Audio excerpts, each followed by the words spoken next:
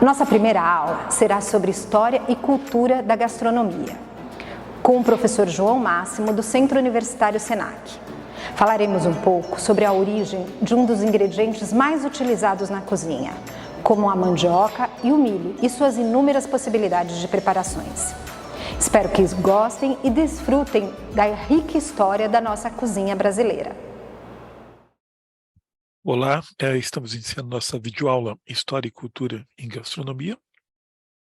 Meu nome é João Luiz Máximo e eu vou falar um pouco sobre cozinha brasileira. Claro que só alguns aspectos, né? Vocês imaginam que para falar sobre história da alimentação, história da cozinha brasileira, seria necessário um curso enorme e mesmo assim não seria suficiente. Então eu só vou abordar aqui algumas questões que eu acho que são interessantes para a gente pensar sobre a formação da cozinha brasileira, né? Historicamente, como é que ela se forma, quais são os povos que participam disso, os ingredientes, né? Alguns dos ingredientes. Então, algumas reflexões que eu pretendo fazer com vocês a esse respeito. Então, vamos lá, né? Eu sou historiador de formação, né? E trabalhei com história da alimentação e sou professor de história da alimentação nos cursos de gastronomia do Centro Universitário Senac e também no curso de pós-graduação Gastronomia, História e Cultura do Senac Aclimação, né? E o básico é o seguinte, né? O Câmara Cascudo vai dizer a história da alimentação no Brasil, a gente pode definir um cardápio, uma ementa nacional, né? E ele vai dizer, olha, o que forma essa ementa é a junção dos indígenas, dos portugueses e dos africanos, que seriam os povos formadores da nossa nação, né? Os indígenas que aqui habitavam, portugueses que chegam aqui como colonizadores e os africanos que são trazidos para cá para o trabalho escravizado, principalmente nas lavouras de cana-de-açúcar. Estamos falando do período colonial, né? Tudo isso a partir de 1500. Bom, primeiro aqui eu coloco um mapa, que é um mapa até bastante comum, né, que a gente vê muito nos atlas escolares, né, que mostra justamente a grande variedade de povos indígenas que existiam no território do que viria a ser o Brasil, né, lembrando sempre disso, que já era habitado anteriormente, por grupos de vários troncos linguísticos, com culturas diferentes e, obviamente, com alimentos diferentes. Então, isso é interessante para quando a gente vai falar sobre cozinha brasileira, ingredientes brasileiros, a gente tem que saber de onde vêm esses ingredientes e quais eram os povos que domesticaram esses ingredientes. Claro, temos vários ingredientes locais, não é o meu objetivo aqui esgotar todos eles, longe disso, mas eu selecionei dois que talvez sejam os mais importantes, né? Normalmente o Câmara Cascudo, no livro dele, vai falar sobre a mandioca como rainha do Brasil. E a gente identifica muito a mandioca como principal ingrediente brasileiro, né? Um ingrediente originário daqui, e que tem uma importância enorme nas cozinhas, né? Nas várias cozinhas regionais brasileiras. No entanto, o milho também é importante, né? A gente costuma sempre pensar no milho como uma planta de origem, né, da região do México, mas ela já estava aqui bem antes da chegada dos portugueses, né? Por isso que eu fiz essa brincadeira, coloquei, bom, se a mandioca é a rainha do Brasil, a gente pode considerar que o milho seria o rei do Brasil também, né? Mandioca, por exemplo, ela é muito utilizada até hoje, se a gente for ver, principalmente na região amazônica e em todo o litoral brasileiro. Enquanto o milho, desde o período colonial, vai ser utilizado muito mais na região do interior do país, na região centro-sul. A primeira coisa que eu acho que é interessante colocar, esse mapa mostra justamente que é na região amazônica onde aconteceram, por intermédio dos vários povos que ali habitavam, a domesticação de produtos alimentícios. Tá? Esse mapa é curioso que ele mostra que é justamente nessa área dos rios, né, dos principais rios da Amazônia, ah, que foi local de domesticação, né, de vários tipos de plantas. Aqui aparecem alguns, né? Se vocês puderem reparar, ó, castanha do Pará, abacaxi, batata doce, cacau. E tabaco aqui também um pouco mais para baixo, e principalmente a mandioca, tá vendo? É nessa grande área que a mandioca vai ser domesticada. Bom, vamos pegar então primeiro a mandioca. Falei, mandioca brava. Interessante porque, desde que ela passe por um processo né, de cozimento, de processamento para eliminar o ácido cianídrico, o interessante da mandioca brava é que ela dava uma série de subprodutos.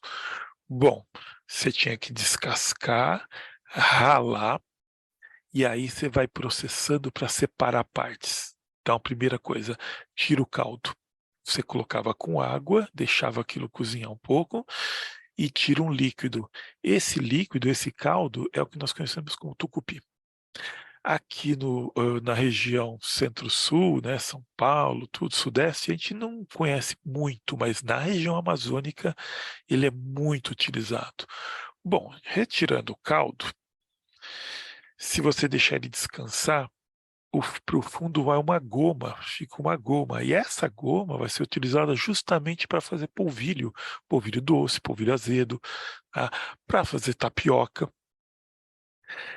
A massa que sobra vão ser feitas farinhas, né? Uma variedade enorme de farinhas, tá?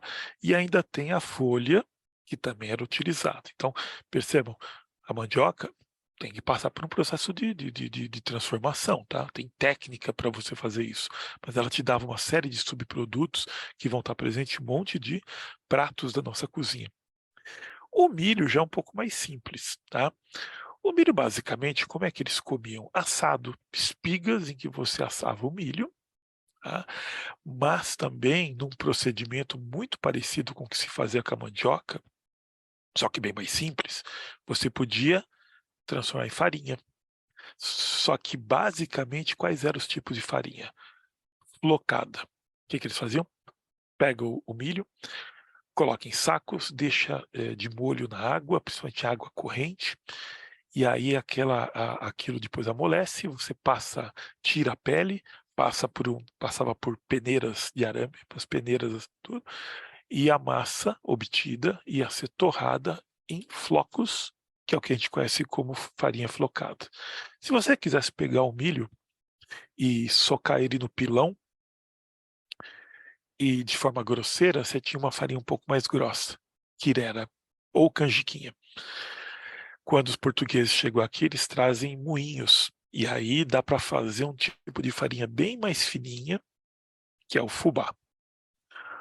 Ou então com milho, um tipo de milho branco, algumas vezes também com milho amarelo, você colocava no pilão, socava, tirava o olho e transformava canjica.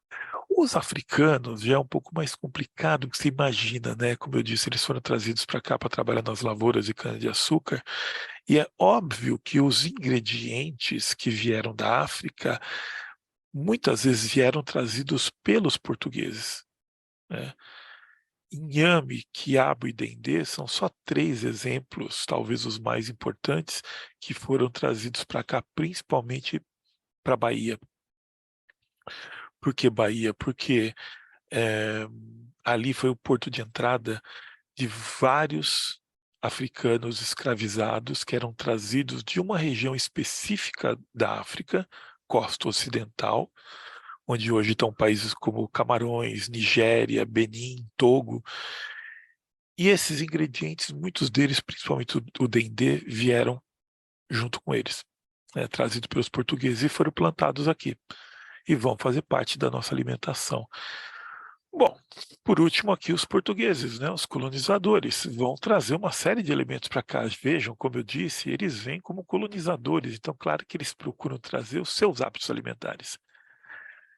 Todas as carnes que fazem parte da cozinha brasileira foram trazidas pelos portugueses, animais domesticados, porcos, galinhas, boi, que eu não coloquei aqui, mas pode colocar porcos, galinhas, boi, carneiros, ovelhas, né?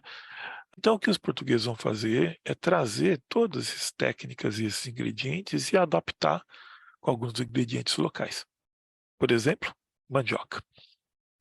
Mandioca vai acabar entrando em muitos desses preparos para poder entender como é que se desenvolve a ideia de cozinha brasileira, né? E aí, só para então perceber, eu podia falar sobre as cozinhas brasileiras regionais, mas vejam, as variações que vão acontecer regionalmente diz respeito muito a essas grandes conjuntos de ingredientes e de formas de se ver a alimentação. E claro, aí vai variar de acordo com a cultura local, com ingredientes locais, né? E ao longo do século XX, e ainda vai ter uma variação muito grande, porque no século XX, final do século XIX, começo do século XX, a gente ainda vai ter outros povos chegando aqui, imigrantes, que vão participar, né, dessa transformação. E tudo isso com essa junção, comidas mais caldosas ou menos caldosas, mas sempre com o uso da farinha ou das farinhas, né, diversos tipos de farinhas, para poder pensar isso tudo. É isso, gente. Muito obrigado pela atenção. Espero que isso ajude de alguma forma vocês pensarem como é que se formou a ideia da nossa cozinha e a riqueza, né? E como esses vários povos, esses vários ingredientes são extremamente importantes para a gente pensar a ideia de cozinha brasileira. Tá bom? Muito obrigado.